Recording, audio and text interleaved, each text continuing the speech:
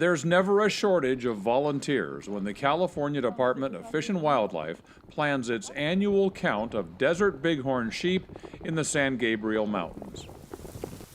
But when that count happens, the first weekend in March, weather often plays a role in just how successful it is. Binoculars and spotting scopes are valuable in finding the sheep, but on this morning, the wind, clouds, rain, and even hail means there's not much out there to count. The bighorn sheep will wait for better weather to reappear. The Lozanos are from Chino Hills, first-time participants in the survey and not discouraged by the lack of sheep.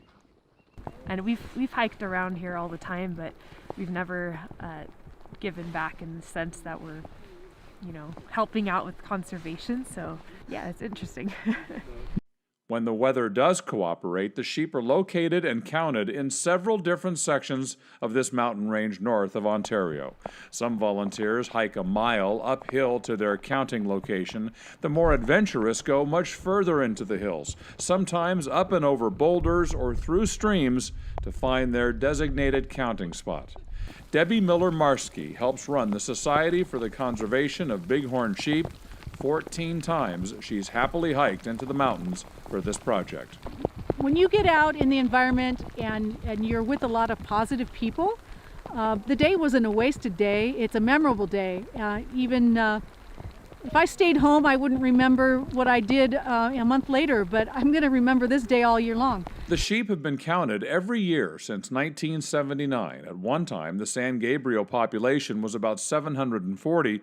Then it was down 80% during the late 90s. It's risen to about 400 sheep now.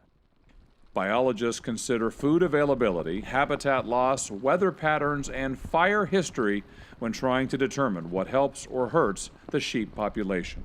As stewards of California's wildlife resources, the Department of Fish and Wildlife is responsible for conserving this public trust, is what we call the wild animals of the state of California.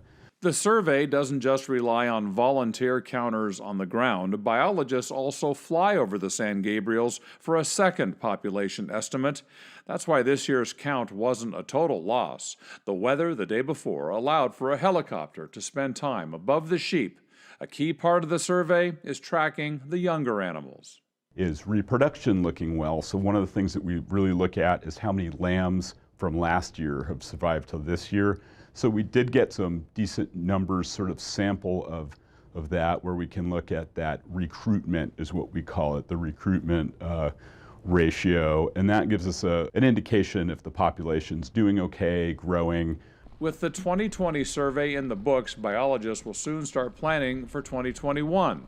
Once again, finding enough volunteers won't be a problem. This is my third time doing the survey. Okay, has this been the most fun you've had?